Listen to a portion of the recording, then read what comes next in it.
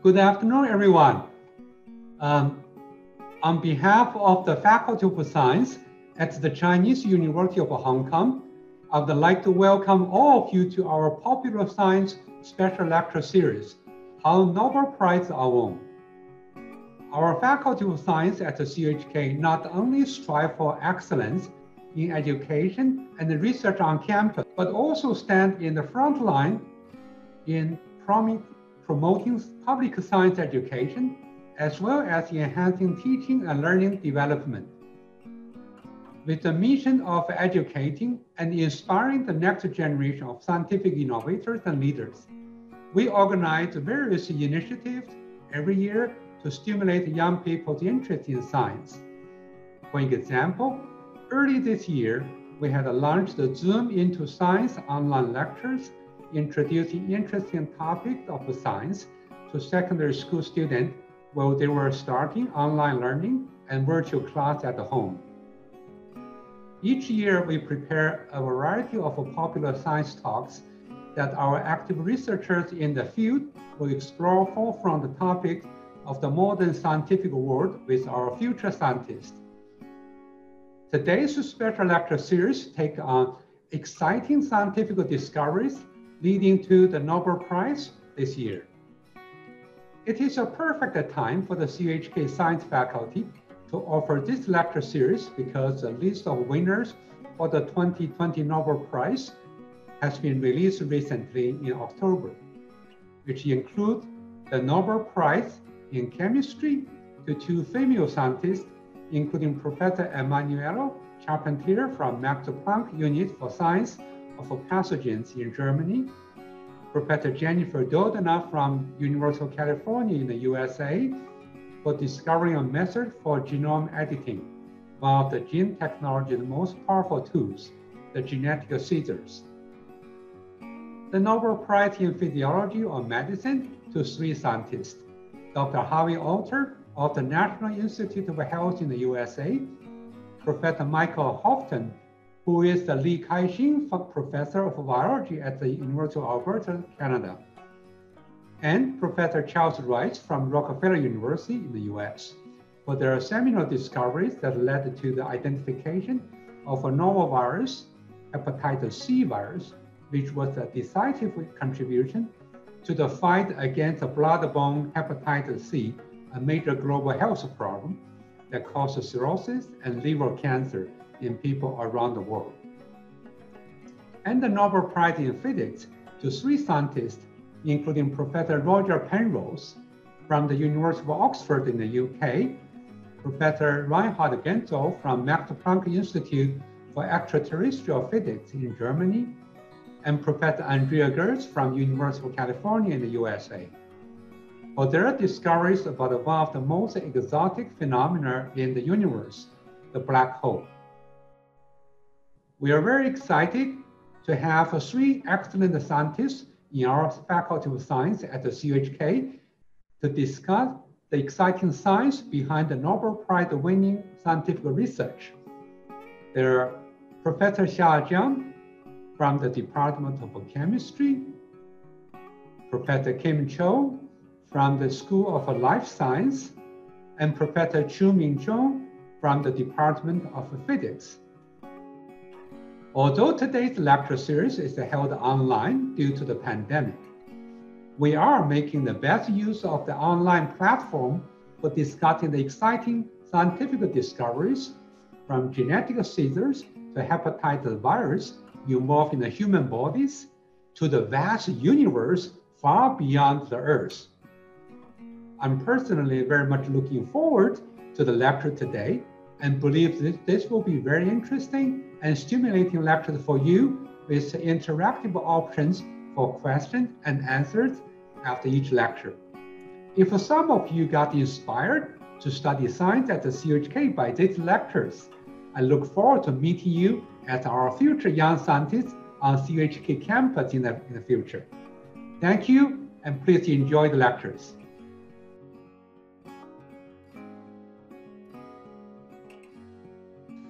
All right.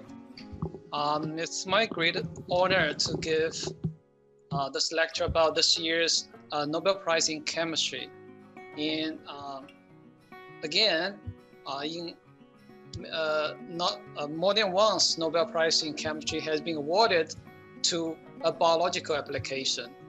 And I hope I can illustrate to you how chemistry is the fundamental science of many applications, including the medicine and the biological applications here. So today's topic is genetic scissors. And this is a very beautiful drawing made by the Royal Swedish Academy of Sciences. You can see a woman is using a scissor to cut DNA. And today I'm going to illustrate to you from really the basic chemistry to the advanced applications. And I hope to discuss with you really in deep, okay, how we can use this type of knowledge for the best benefit of the humankind. All right. This year's Nobel Prize in Chemistry have been awarded to two great female scientists, Emmanuelle Charpentier and Jennifer Doudna, for the development of a method for genome editing. And in today's talk, I'm going to illustrate the topic to you through 4 steps. Number 1, I'm going to tell you some basics, the chemistry of nucleic acids and the genes. Then I'm going to tell a natural immune system that bacteria uses called CRISPR-Cas9. And third, I'm going to tell how we engineer CRISPR-Cas9 as genetic scissors. Number 4, I'm going to show some of the applications and discuss with you how the future of genetic modification will be. All right, nucleic acid and genes. All right, on the left, you can see a cell. A cell has a nucleus. The nucleus contains genetic materials. Okay, in our mammals, the genetic materials are wrapped up in this structure called a chromosome. So inside a chromosome, there's a type of molecule called a DNA, as we all know. And DNA contains these structures, and eventually we're going to see the bases. So this is how we can dissect a cell and get molecular elements out from it. Then let me go from the other way, starting from the chemistry all the way to the cell. Well, what is DNA? We all heard of the name DNA, and you probably heard another name called RNA. So what are these molecules, DNA and RNA? They're actually polymers of nucleotides. So what is a nucleotide? Okay, DNA is called deoxyribonucleic acids. RNA is called ribonucleic acids. They are polymers made from the monomeric units, the monomer building blocks. They're like bricks. The ATCG are the bricks of deoxyribonucleotides that makes DNA. So this is A, T, C, and G. There are 4 different kinds of building blocks. The other 4 different kinds of building blocks are called the ribonucleotides. These are the building blocks for RNA. Okay, so what's the difference between DNA building blocks and RNA building blocks? They're very similar, except 2 differences. You can see in the ribonucleotides, you have a hydroxyl group at the 2' position, but in DNA, you don't have this hydroxyl group at this position. That's one difference. The other difference is in RNA, you don't have ATCG, instead of you have AUCG. You have a uracil molecule, a nucleotide that's unique in RNA.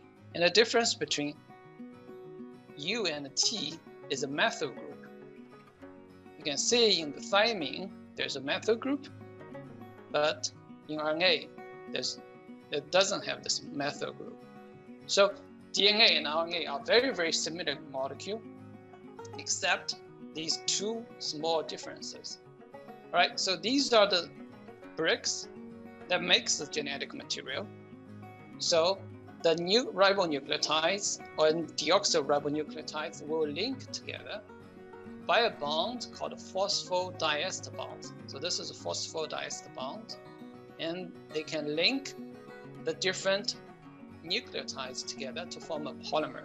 As you can see, the polymer has a backbone. The backbone has two ends. One is 5' end, the other is 3' end, and phosphate, sugar are linked together into a string, and the bases append to the sugar at the sugar moiety at the 1' position. So that's the general structure of DNA. Well, not only this is a linear polymer structure, they actually form three-dimensional structure called double helix. Probably we all heard the discovery of DNA double helix, also called the Watson-Crick model, is really one of the major discovery in the 20th century. James Watson and Francis Crick proposed the structure of double helical DNA in 1953, and they were awarded the Nobel Prize in 1962, Nobel Prize in Medicine. So what is DNA double helix and how it's formed?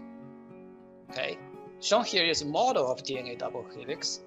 Two strings of DNA polymer, one running from 5' end to 3' end, the other running from 3' end to the 5' end. They base pair with each other. Okay, so A and T form these kind of special bonds called hydrogen bonds. C and G form 3 hydrogen bonds, and that has to be a perfect match. A must be matching with T, C must be matching with G. You cannot get wrong. So that is the genetic code.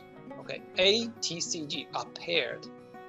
Okay, through the hydrogen bonds to form base pairing.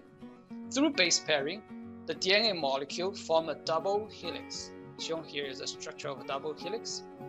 It's extremely important for DNA to form this helical structure.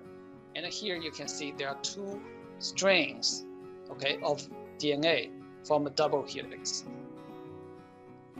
Okay, a short summary, we just illustrated a hierarchical self-assembly of life.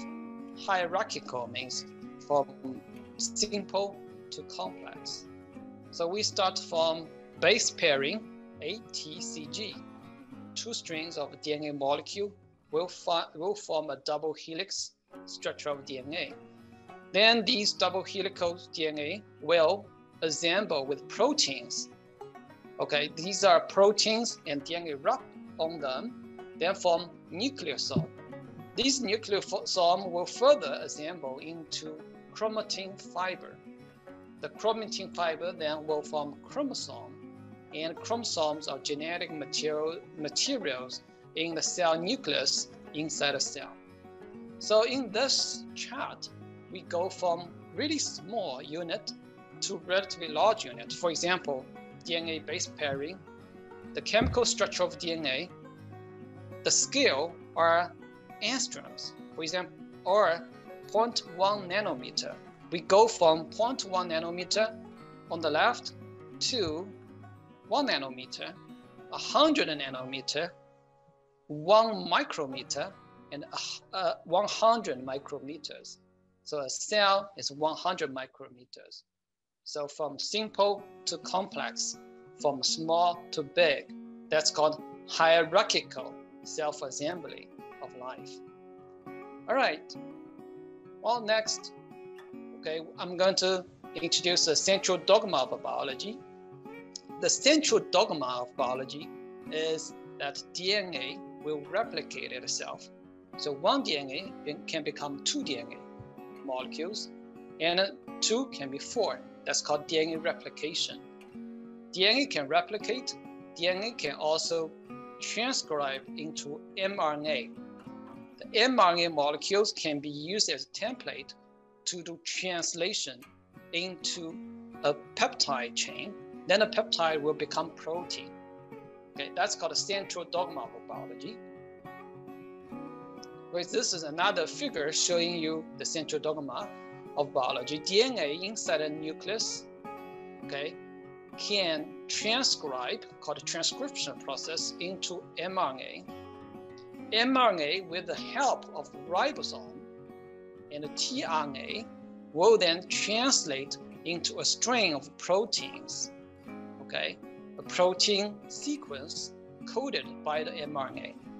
Then this protein sequence will fold and become the functional units that can do all kinds of functions inside the cell. For example, as antibodies, as enzymes in our cells. Eventually become a functional executor from the template of mRNA. So, okay, next I'm going to talk about what are genes. We have been talking about genes and genome, genetic scissors, and what are genes? Genes are actually segments of DNA. So shown here is one fragment of DNA from here to here. It contains different parts. Some parts are called exons, introns, and so on. This fragment of DNA will be transcribed to RNA. And some part of it, introns, are then removed in the process called splicing. Then the other parts, the blue parts, are linked together to form an mRNA molecule, a string of mRNA molecule. This string of mRNA molecule will then translate into one protein. So this mRNA is called a gene. Okay, a functional unit of mRNA that can be translated into a protein is called a gene. The gene is further modified, so the proteins further modified and folded into a functional executor. So a gene are a fragment of DNA that is functional unit. All right, then we can move to the next part, CRISPR-Cas9, which is discovered as a genetic system that bacteria use to fight against virus. So this shows the overall picture of CRISPR-Cas9, and I'm going to give a detailed explanation of this part. So first, let me show you the definition of these two terms, CRISPR and Cas. What is CRISPR? CRISPR stands for clustered, regularly interspaced, short, palindromic repeats. Okay, it's a long name. It doesn't make a lot of sense. But what palindromic mean? Palindromic tells the characteristic of this DNA sequence. Palindromic means a word that reading the same backward or forward. In the language of DNA, GAATTC is palindromic of CTTAAG. CTTAAG, if you read from N prime to 5 prime to 3 prime end, or from 3 prime end to 5 prime, that's the same. Okay, that's called a palindromic. Okay, that's what CRISPR means. That's a small fragments of DNA. CRISPR-Cas gene editing system. We call this name together CRISPR-Cas. Cas means CRISPR-associated protein. They are proteins that recognize and cut foreign pathogenic DNA. So in this word, CRISPR-Cas, CRISPR means a gene. CRISPR means a fragment of DNA. Cas is a protein. CRISPR-Cas is the combination of a DNA and a protein.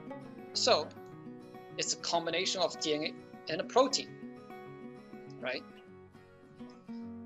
Well, next time we'll talk about the immune system. We have heard a lot about the immune response to viruses these days, and that's so important, right? So how do our human body remember the enemy? Okay, we have heard about vaccines. Vaccine is to tell the body that you can recognize the enemy through certain features. How can we recognize the enemy? Okay, our immune system has a special feature of recognizing enemy through B cells and T cells. Any enemy that has invaded us, we have a signature attached to it. Remember this guy, this is the enemy. Okay, that's our human, mammals do that. But how about bacteria? Very simple cell, one cell organism, how can they do it? People discovered that bacteria has a natural immune system. Okay, I'll show you how it works. Well, then what's the enemy of bacteria? A bacterium cell, what is the enemy of it? Bacterium cell also has a virus. These viruses are called phages.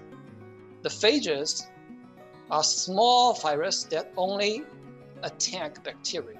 They don't do bad things to human, but they only infect bacteria. So they are the enemies of bacteria. A phage will bind to the surface of bacteria cell and inject its DNA into the bacteria cell. Then the phage will replicate inside the bacteria cell and eventually kill it and release thousands of phages. So exactly like what viruses do to human or mammals. So bacteria, how can they fight against this enemy? Okay, actually, people have discovered that although bacteria are so simple, they have their own so-called immune system. Okay, briefly how it works. The bacteria cells will recognize the invaders, the pathogen, which is the phages, and they recognize their DNA sequence. I found an enemy. Okay, what they do is they take a fragment of the DNA of the enemy and they store in the genome of the bacteria. Okay, they take a fragment of the DNA from the enemy and they keep it, store it. So next time when they see it, they can kill it. They can send a weapon to kill the enemy, which is a phage. All right, so there are actually 3 steps for bacteria to develop this immune system. One is called adaptation. So once the enemy injects DNA into bacteria, bacteria will take a fragment from it and store it in the CRISPR array. So many different enemies, they're put together in this bank, saying this enemy signature. Well, the second step is to develop cRNA. Okay, each signature is mature, is developed in the mature form and linked together. And once an invader comes, the signature will recognize the DNA of the invader, and then another protein comes to cut it, okay, to destroy the invader DNA. So this is how it works. This is another picture showing you the 3 steps. Adaptation, to store the information of the invader in the CRISPR array. Then transcription of this CRISPR array into spacers, into the fragments of cRNA. Then you have a lot of cRNA. They are like little probes. They will float around, and when they see the enemy, they will bind to it and kill the enemy DNA, which is called CRISPR interference. All right, so this is the system that bacteria use to fight against its enemy, and they can use to memorize, oh, this guy, I've seen it before, it's a bad guy, I'm going to destroy it. Okay, this is another figure showing you the 3 steps bacteria use as its own immune system. All right, okay, this I've explained the natural immune system of bacteria. Then, okay, the scientists discovered that this is how it works. And well, they had an idea of how to use the system to do genetic modification as genetic scissors. So they utilized the system called CRISPR Cas9. So this is a DNA, CRISPR DNA, and this is a protein Cas9. Altogether, it's called a CRISPR-Cas9 system. It's engineered from natural system. You can compare. This is a natural system. Okay, the natural system utilizes two RNA molecule. One is called cRNA in green. The other is a red RNA called tracer RNA. And you need the tracer RNA to activate the whole system. And the cRNA will recognize the enemy. Okay, so you need a two RNA to work together to activate Cas9 protein. And the Cas9 protein, you can see the little scissor here, will cut the enemy DNA and destroy it. So you need the two RNA to work.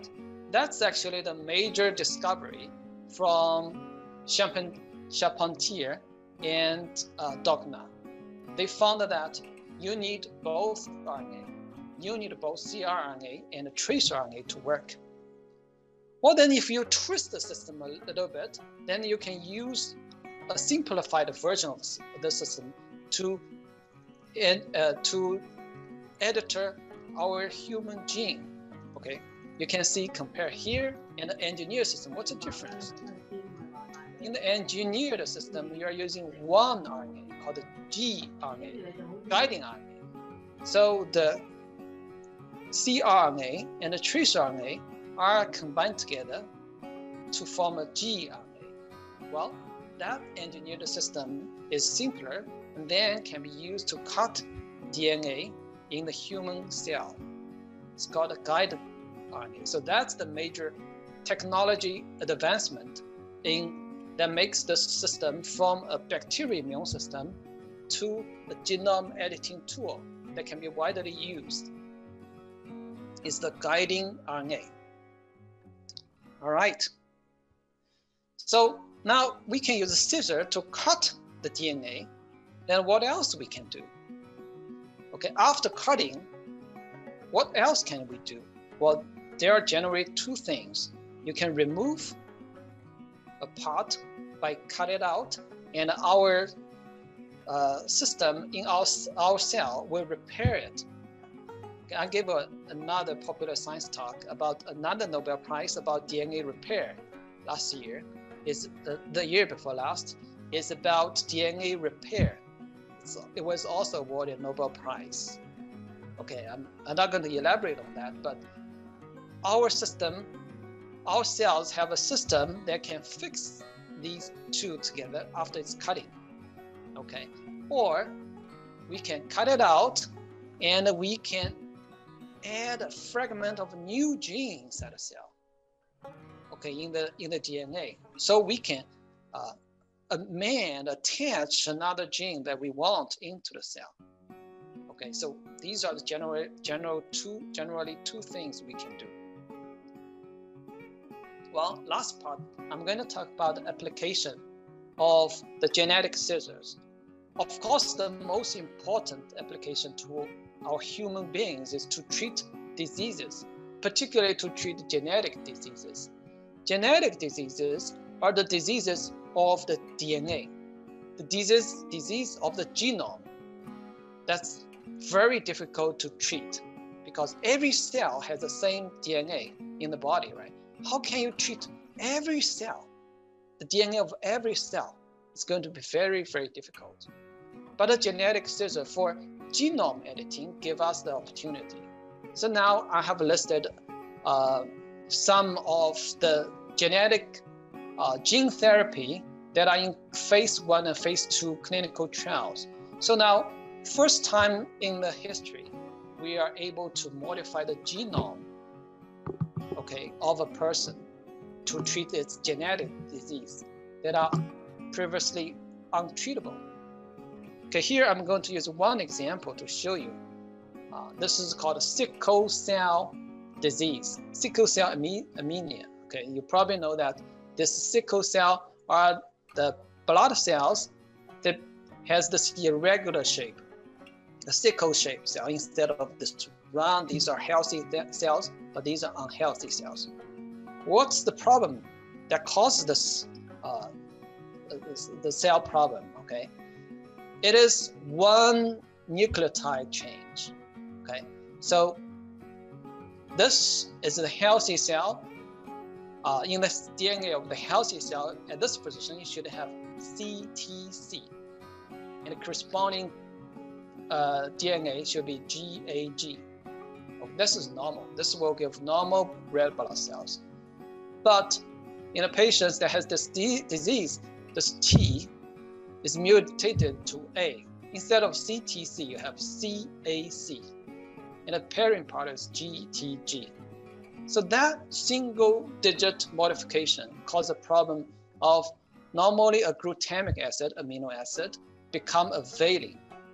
So that single point completely modified the whole cell. Now the cell looks like this shape, a sickle red blood cell. And of course the disease happens. So this is a very unique example that one nucleotide modification causes disease. Then how do you treat it? Well, you can use genetic scissors to repair this mistake. So shown here on the left is unedited. You can see a lot of irregularly shaped red blood cells. And on the right are edited. Okay, you can use genetically adding genetic tool to add these, to correct this situation. You can see there's only 1 or 2 cells that are bad. So genetic editing can repair the cell shape phenotype. So in the future, we can imagine this type of therapy. For patients with this disease, we can take hematopoietic stem cells. These are the stem cells that generate blood. And then we can isolate these cells. Then we can do a genetic modification and all kinds of modification we can do. CRISPR-Cas9 is one of it. And then we can put it back into the human. Then the human will have healthy cells. Okay. Not only we can use the CRISPR-Cas9 technology to treat diseases of a human, we can also use it to treat diseases of plants in the agricultural biotechnology. This shows one example. This is a disease of banana called Fusarium wilt disease. Okay, it's caused by a fungus and the whole banana tree will die. This actually caused a big problem, really big problem to the banana planting agriculture. And it almost completely eradicated one type of banana called big banana, okay? It's going to extinct because of this disease. So how can you treat this disease and really save banana trees? Researchers edited the genome of banana plants so that they are not attacked by the fungus, okay? Now, this is one very important application in agricultural biotechnology. Well, up to this point, I hope you agree with me that the genetic scissors are very, very powerful and it can modify the genome. Okay, it can even modify the whole species because the genome information is inheritable. It can transfer from generation to generation. If you modify the gene of parents, all the offsprings of the parents will be modified. So it causes a lot of ethical discussion on how we can regulate this technology, how we can use it for the benefit of mankind, but not in the other better ways. Okay, every one of us can think about it and discuss about possible regulations we can use to frame, to confine and regulate this technology. Right. Well, I would like to also talk about the female scientists who won Nobel Prize of Chemistry. These two scientists actually are the number 6 and the number 7 female scientists who have won Nobel Prizes of chemistry in history. The first female scientist won Nobel Prize of Chemistry is the famous Marie Curie, who won Nobel Prize in Chemistry in 1911. And previously, she also won Nobel Prize in Physics in 1903. The second female scientist who won Nobel Prize of Chemistry was Marie Curie's daughter, Irene Joliot Curie, 1935. The third one is Dorothy Hodgkin, Nobel Prize in 1964. And in the next 30 years, there's no female scientist who won Nobel Prize until Ada Younouth won Nobel Prize in 2009. And Frances Arnold followed Ada Younouth in 2018. I also gave a popular science talk about her discovery on directed evolution, Frances Arnold, 2018. So before Charpentier and Duckner, there were only 5 Nobel Prize, Nobel laureates, female Nobel laureates in the history in chemistry. So there's something really notable. All right, to conclude, today I've talked about nucleic acids and genes, the basic chemistry knowledge and biochemistry. And then I talked about the natural immune system that bacteria use to fight against their virus, the phages, the CRISPR-Cas9 system. Number 3, I talked about the engineered CRISPR-Cas9 system as genetic scissors to modify our genes. Number 4, I also talk about applications and the future, and particularly I mentioned about their regulation. Lastly, I would like to mention Alfred Nobel's last will. In 1895, Alfred Nobel signed his last will. There, he wrote that he outlined the plans for his fortune. It should be divided into different parts to be awarded to scientists, those who, during the preceding year, shall have conferred the greatest benefit to mankind. Okay, so how Nobel Prizes are won? Nobel Prizes are given to those conferred the greatest benefit to mankind. Okay, I hope you agree with me up to this point that Charpentier and Duckner's discovery with the Nobel Prize in Chemistry in 2020. Lastly, I would like to thank Faculty of Science and Department of Chemistry to give me the opportunity to share this exciting topic to you. And I would like to thank you for listening. These are the recent picture of Charpentier and Duckner. Thank you very much.